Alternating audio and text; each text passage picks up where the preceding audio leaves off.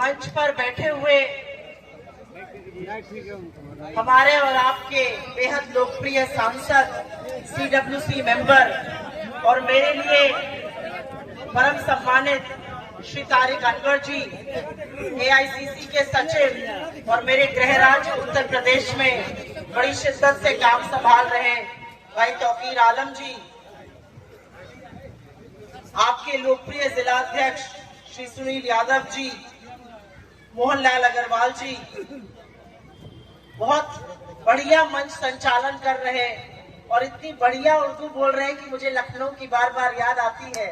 आले रसूल जी, भाई आफ्ताब आलम जी और इस पूरे सम्मानित मंच को सबसे पहले तो मेरा नमस्कार।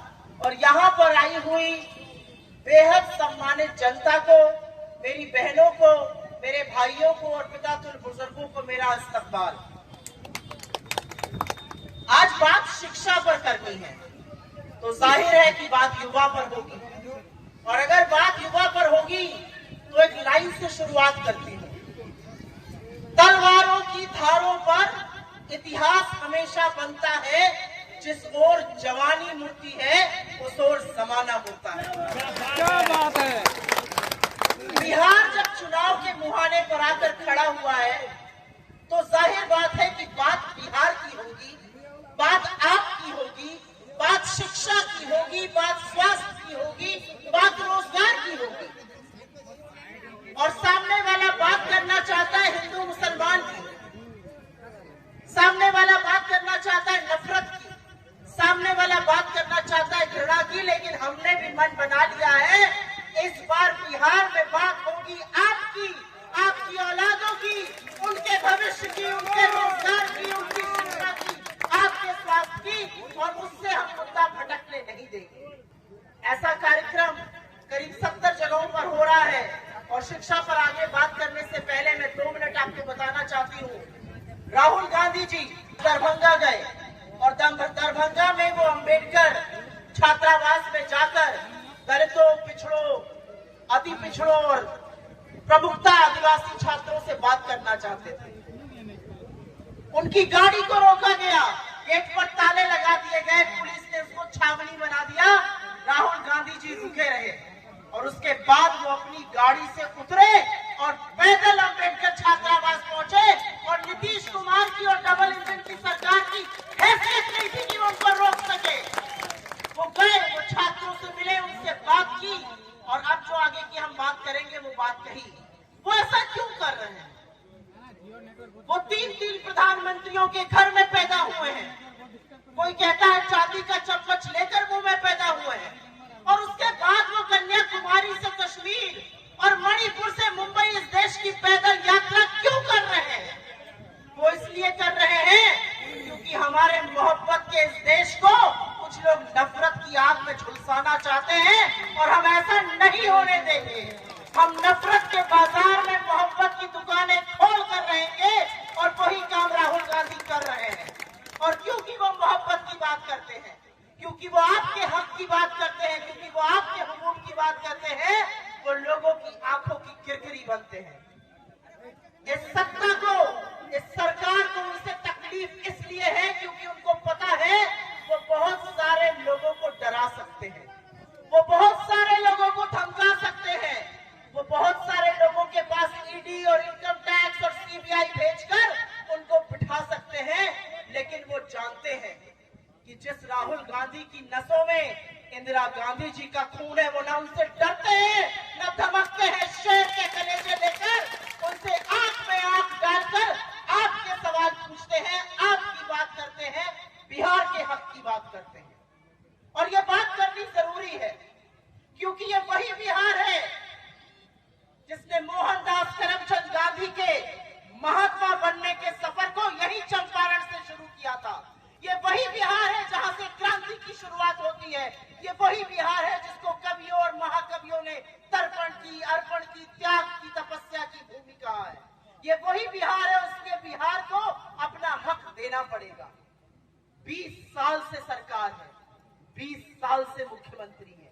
आपका बच्चा जो 20 साल पहले पैदा हुआ था आज नौकरी ढूंढ रहा है, और जब वो नौकरी ढूंढने जाता है तो उस उसके ऊपर पेपर लीक हो जाता है। पेपर लीक हो जाता है, 3-3 साल की जो डिग्रियां हैं वो 6-6 साल में पूरी होती हैं। और जब बिहार का युवा दिसंबर की कड़कड़ाती सर्दी में बैठकर अपने हक और अपनी मांग को उठाता है तो नीतीश कुमार की सरकार उस पर पानी की बौछार करती है और पुलिस से बेरहमी से पिटवाती है। इसलिए बिहार के युवा ने भी मन बना लिया है, अब सरकार पलटी जाएगी। बहुत हो गया, अब अन्याय बर्दाश्त नहीं होगा, अब बदलाव का वक्त है, अब सरकार को पलटना है। मेरी बहनें यहाँ पर हैं, रोटी भी अगर तवे पर एक तरफ रहती है तो जल जाती है, रोटी को भी पलटना पड़ता है, इस सरकार को भी पलटना पड़ेगा। और क्योंकि हम यहाँ पर शिक्षा की बात कर रहे हैं, मैं आपको याद दिलाना चाहती हूँ इस किताब के बारे में। ये लाल एक किताब है जो राहुल जी के हाथ में लोग देखते हैं और 2024 जून के पहले मजाक उड़ाते थे और अब सिर माथे लगाते हैं, क्योंकि वो देश का संविधान है। ये किताब नहीं है, ये पन्ने नहीं है, ये खोखले दावे और वादे नहीं है, ये वो संविधान है जो हमें और आपको, इस देश के सबसे अमीर और सबसे गरीब आदमी को, इस देश के प्रधानमंत्री को और एक मजदूर को एक लाइन में खड़ा कर देता है। ये वो संविधान है जो हम सबको एक हक देता है। ये वो संविधान है जो कहता है आप अमीर हो, गरीब हो, ऊंचे हो, नीचे हो, कोई फर्क नहीं पड़ता, इस देश में आप एक बराबर है, आपका एक बराबर का हक है। फर्क नहीं पड़ता आप किसकी पूजा करते हैं, फर्क नहीं पड़ता आप क्या भाषा बोलते हैं, क्या खाते हैं, कैसे रहते हैं, इस देश के कानून की नजर में हम सब एक बराबर हैं और ये हक हमें इस देश के संविधान ने दिया है। इस देश के संविधान ने एक और हक दिया है और वो है शिक्षा का अधिकार। शिक्षा का वो अधिकार जिसको हमने नैतिक अधिकार बनाया जब डॉक्टर साहब की सरकार थी, सोनिया गांधी जी के माध्यम से राइट टू एजुकेशन आया। और क्या है शिक्षा? यहाँ पर पहले के एक वक्ता ने कहा शिक्षा को समझना जरूरी है। क्या है शिक्षा? शिक्षा रटकर एक इम्तिहान देना है? बिल्कुल नहीं। शिक्षा आपको सुरक्षा देती है, आपको शक्ति देती है। शिक्षा आपको हक देती है कि आप खड़े होकर अपने रहनुमाओं से अपने पढ़िए। शिक्षा आपको हक देती है कि आप कहिए ये टैक्स का पैसा मेरा है, इसकी चोरी बंद होगी। शिक्षा आपको हक देती है कि हम मेहनत करते हैं, रात की एक रोटी कम खाते हैं, हमारे बच्चों को रोजगार दो। शिक्षा आपको हक देती है नौजवानों को कि आप एक लाइन से खड़े होकर सरकार से 50 सवाल पूछ सकिए और इसलिए शिक्षा जरूरी है। राहुल गांधी जी ने एक बड़ा बीड़ा उठाया था और वो बीड़ा था जातिगत जनगणना का, और उससे सबका भला होगा। आप किसी भी तबके के हो, आप किसी भी धर्म के हो, जब जनगणना होगी तो भला इसलिए होगा क्योंकि अगर पैर में चोट लगी है और डॉक्टर एक्सरे कराता है तभी पता चलता है प्लास्टर लगेगा या पट्टी बंधेगी या हल्दी तेल लगाकर पैर ठीक हो जाएगा, और इसलिए जातिगत जनगणना जरूरी है। ये बीड़ा राहुल गांधी ने उठाया, एक स्वर में उठाया, और असलियत यह है कि नरेंद्र मोदी को नाक रगड़कर जातिगत जनगणना के लिए मानना पड़ा। ये जीत राहुल गांधी की है, ये जीत कांग्रेस पार्टी की है। जातिगत जनगणना हो जाएगी, अच्छी बात है, कुछ सच सामने आ जाएगा, उसके बेसिस पर नीतियां बनेंगी। लेकिन ये कौन लोग हैं? 80-90% लोग इस देश में या तो गरीब है या पिछड़े तबकों के हैं या आदिवासी है या दलित है। उनके हक का क्या? वो कहां है सत्ता में, वो कहां है संसाधनों में? जो बड़े बड़े मीडिया चैनल जिनकी बार बार यहाँ पर बात हो रही थी, और ये सच है, मैं बहुत सारे मीडिया चैनलों में बैठती हूँ, उनमें कोई डिबेट नहीं होता शिक्षा पर, उनमें कोई डिबेट नहीं होता रोजगार पर, उनमें कोई डिबेट नहीं होता महंगाई पर, उनमें कोई डिबेट नहीं होता स्वास्थ्य पर, क्योंकि वहां पर बैठे हुए लोगों को ढेले का फर्क नहीं पड़ता कि आपको शिक्षा मिल रही है या नहीं मिल रही है। और इसलिए जरूरी है कि 50% आरक्षण की लिमिट को खत्म किया जाए, और राहुल गांधी ने इस देश से वादा किया है उस लिमिट को हम उखाड़ फेंकेंगे और वो करके दिखाएंगे। हमारी सरकार ने संविधान के आर्टिकल 15(5) में कहा निजी संस्थानों में नौकरी के लिए और शिक्षा के लिए आरक्षण होना चाहिए, चाहे वो गरीब मुसलमान हो या पिछड़े मुसलमान हो या पिछड़े हिंदू हो, अति पिछड़े हो, दलित हो, आदिवासी हो, उनको आरक्षण मिले। और उसी बात को आगे बढ़ाने के लिए आदिवासियों की, दलितों की, पिछड़ों की, अति पिछड़ों की बात को आगे बढ़ाने के लिए हमारा मानना है 15/5 लागू।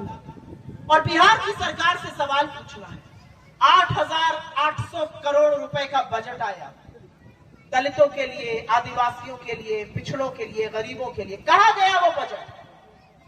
आज क्यों महेशपुर की जनता को वो सुविधाएं नहीं मिल रही हैं जो मुंबई में मिल रही हैं, वो सुविधाएं नहीं मिल रही हैं जो बड़े बड़े शहरों में मिल रही हैं? क्योंकि आपकी सरकार ने उस पैसे को खा लिया। आज सवाल है कि अगर 4,63,000 सरकारी नौकरियां बिहार में खाली पड़ी हैं, उन नौकरियों को क्यों नहीं भरा जा रहा है? आज सवाल है कि अगर विश्वविद्यालयों में 50% टीचर ही नहीं है तो पढ़ाएंगे कौन और पढ़ेगा कौन? आज सवाल है कि जब दुनिया क्रांति की और एआई की और कंप्यूटर की बात कर रही है, 80% से ज्यादा बिहार के स्कूल में कंप्यूटर नहीं है। और इसलिए हम शिक्षा की बार बार बात करेंगे, क्योंकि शिक्षा वो रीढ़ की हड्डी है, शिक्षा वो नींव है जिसके बलबूते पर हम और आप आज खड़े होकर बात करने लायक बने हैं। और जरूरी है कि ये देश पढ़े और बढ़े। पर कभी कभी लगता है ऐसा ये सरकार क्यों कर रही है? सरकार बजट कम करती है शिक्षा का, बिहार की सरकार शिक्षा को लागू नहीं करती है, तथाकथित डबल इंजन की सरकार है। और उसका जवाब है मेरे पास, पढ़ेंगे आप तो बढ़ेंगे आप, पढ़ेंगे आप तो सवाल करेंगे आप, तो देश को मंदिर, मस्जिद, हिंदुस्तान, मुसलमान, हिंदू इसी में उलझाए रखो, पूरे देश को खुदाई में लगा दो और अपने सारे बच्चों को विदेश भेजो पढ़ने के लिए। असलियत यह है कि बड़े बड़े बीजेपी के नेताओं के सारे बच्चे विदेश में पढ़ते हैं, मोटी नौकरियां करते हैं, आपके बच्चे मजदूरी करते हैं, आपके बच्चे यहां पर तालीम हासिल नहीं कर सकते हैं। तो सवाल किससे पूछा जाएगा? सवाल सरकार से पूछा जाएगा। और सरकार से इसलिए पूछा जाएगा क्योंकि अगर हिंदुस्तान इस देश का, इस दुनिया का सबसे युवा राष्ट्र है, अगर हमारे यहाँ सबसे ज्यादा युवा हैं और उन युवाओं के पास रोजगार नहीं है, तो उसकी जिम्मेदारी सरकार की है। रोजगार मांगने जाओ तो बड़े साहब कहते हैं पकौड़े तल लो, एक दूसरे साहब हैं वो कहते हैं महंगाई की बात है, मोहतरमा कहती है मैं तुझी लहसुन प्याज ही नहीं खाती। ये किस तरह की सरकारें चल रही है दिल्ली से लेकर पटना तक? जो चीफ मिनिस्टर, जो मुख्यमंत्री छात्र राजनीति से आगे बढ़कर इस प्रदेश का मुख्यमंत्री 20 साल से बना, शर्म की बात है कि वो शिक्षा की, वो रोजगार की, वो युवाओं की बात नहीं करते, उनका दमन करते हैं, उन पर लाठियां बरसवाते हैं, उन पर पानी की बौछारें चलवाते हैं। यह असलियत है। सर्वे में कुछ अंक आए और उस अंक में बिल्कुल साफ हुआ कि गरीब और पिछड़े और अति पिछड़े और दलित कितने थे। उस सर्वे को ही दबा दिया गया। ऐसा क्यों किया गया? ऐसा इसलिए किया गया क्योंकि सत्ता में बैठे हुए लोगों की आदत पड़ गई है मोटा माल खाने की। सत्ता में बैठे हुए लोगों को आपकी फिक्र नहीं है और इसलिए उनको अपनी ताकत का अंदाजा दिलाइए। और मैं अंत एक बात से कहकर करती हूं, ये जो संविधान है ना, इसने हमें एक बराबर वोट दिया है। आप कटिहार के एक छोटे से गांव में रहिए या आप दिल्ली में प्रधानमंत्री के आवास में खुद प्रधानमंत्री हो, इस देश ने आपको एक वोट दिया है। अपने वोट की ताकत को पहचानिए और अपने वोट को जाया मत कीजिए। अपने वोट की ताकत को पहचानिए और समझिए कि आपका वोट सत्ता का परिवर्तन करता है। आपका वोट आपके भविष्य को संवारता है। आपका वोट आपको उस लायक बनाता है कि आप अपनी सरकार को रोककर उससे सवाल पूछ सकिए। अपने वोट की ताकत को पहचानिए। रोटी पलटने का वक्त है मेरी बहनों, और रोटी पलटिएगा नहीं तो रोटी जल जाएगी। और इसलिए जरूरी है कि बिहार में सत्ता परिवर्तन हो। और सत्ता परिवर्तन के पहले जब चुनाव की प्रक्रिया शुरू हो रही है, जब प्रचार शुरू हो रहा है, तो तमाम तरह की लफाजी, तमाम तरह की बातें की जाएगी, लेकिन एक सवाल का जवाब बीजेपी भी नहीं दे सकती, जदयू भी नहीं दे सकती। 20 साल से आप सत्ता में हैं, डबल इंजन की सरकार है। एक ऐसा काम बताइए जिसने बिहार की तकदीर बदल दी हो। मैं चैलेंज करके कहती हूं, एक काम अगर नीतीश कुमार जी या नरेंद्र मोदी जी बता दे जिसने बिहार की तकदीर बदली हो। एक काम नहीं गिना सकते हैं, क्योंकि बिहार के बारे में सोचने का इनके पास वक्त ही नहीं है।